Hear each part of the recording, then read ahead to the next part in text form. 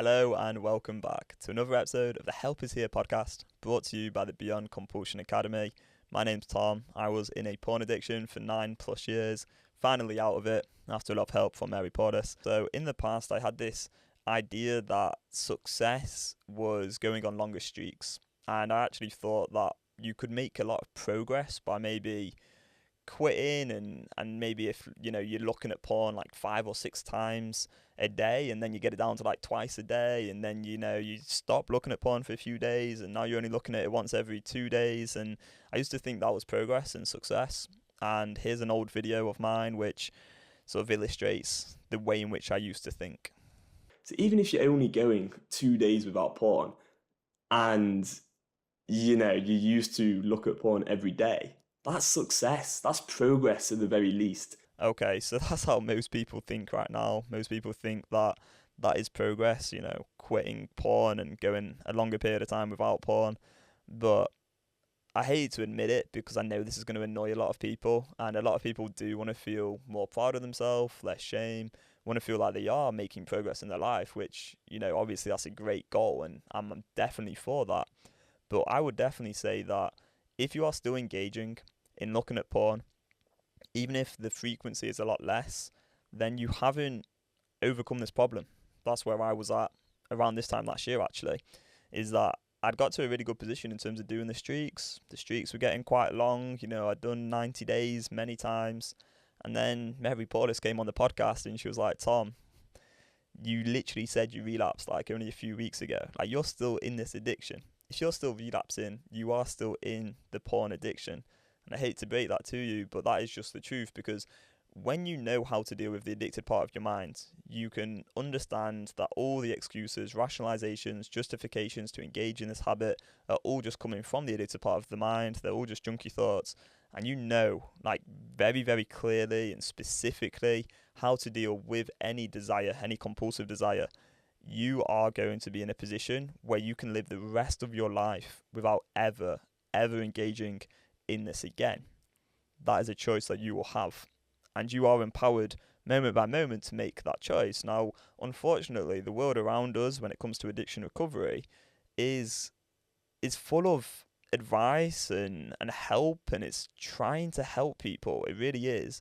But a lot of it is so incredibly disempowering, and it's actually breeding this learned helplessness where people feel like they don't have a choice over themselves, where people feel like they genuinely just aren't in control of their own actions. But that isn't true. And I've lived this now. I've lived this new life where I like moment by moment, I am always in control of myself. And everyone has this opportunity to be in control of themselves moment by moment, every single day. And it is so incredibly empowering. But when we have a certain level of thinking and our thoughts are sort of based around this helpless mentality, we're never actually going to experience that real freedom, that real peace of mind, which is absolutely possible for everyone listening to this. And it's what I want for people, because I think when you do have this empowerment and you feel in control of yourself, you're actually going to really take action in other areas of your life and start to pursue the things that you feel like you've been wanting to pursue, but have maybe not had the confidence to actually go there yet, because you haven't felt fully, completely in control of yourself. You're always kind of worried, well, what if I lose control of myself? What if I don't do the actions which I want to do in the future? So I'll give an example of that. This week, literally yesterday, I handed in my notice at work. I've been working in tech for 3.5 years now. In fact, a little bit longer than that. And I kind of progressed in that career. Started out as a content creator, and then I went into a marketing role, more of like marketing strategy. And then I went into a business development role, which involved a lot of networking and pursuing big projects and working on proposals and things like that. And actually, the week before last, I achieved my goal in terms of getting in a big project, which sort of met all the criteria which I'd been told to sort of try and get. So win this big project, and felt really good, and was getting a bit of praise and stuff from the people around me at work and the owner of the company, and that was amazing. And then I realised I'd sort of accomplished that goal there, and I was now ready to actually move on in my life and go full time with helping people overcome porn addiction and other addictions as well.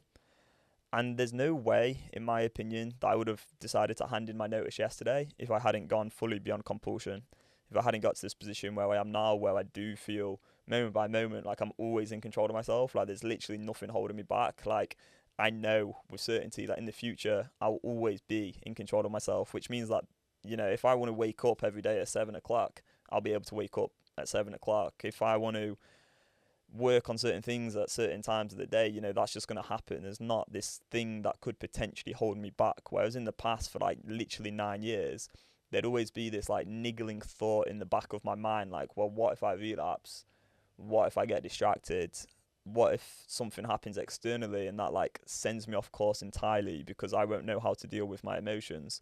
But none of those possibilities are possible for me now, because although the external world may throw obstacles and challenges my way, and yeah, life is going to be hard, and you know, I could have a family member suddenly get ill or die, or I could have a friendship end, or I don't know, there could be a whole range of different external challenging scenarios that could come my way. But I just know now very, very deeply and with absolute certainty and confidence that moment by moment, at least I will be in control of my decisions. And it's almost like embracing a real stoic mindset where you know that the external world's going to happen, and that's fine because internally you know how to deal with yourself and your own actions. And this is very, very empowering. But when you're in an addiction and you're acting out in ways which you're not proud of, you're doing things where you're just like, oh my God, like how have I just ended up here again? Maybe you've just looked at porn, or you've spent too much time on your phone, or you've been on YouTube for like 3 hours or whatever it is. And you're just like, oh God, I've just wasted all this time, right? Or you're just feeling like low in energy, low in confidence, low in self-esteem. When you're in that sort of state, you're not really going to want to take the risks and pursue the things you really, really want to pursue, because you're always going to have this thing holding you back. So I just want to really get across, I suppose, in this video that success in terms of quitting porn is absolutely possible. And when you do that, you know, life's going to open up. You're going to have more opportunities. You're going to really embrace the things you want to embrace. But I don't think you're going to ever get there if you believe that you can just make this like gradual progress, just like quitting it for a few days and going back to it. Because if you're in that mindset, what's going to happen is you're never going to really feel sure of yourself that in the future you can trust yourself.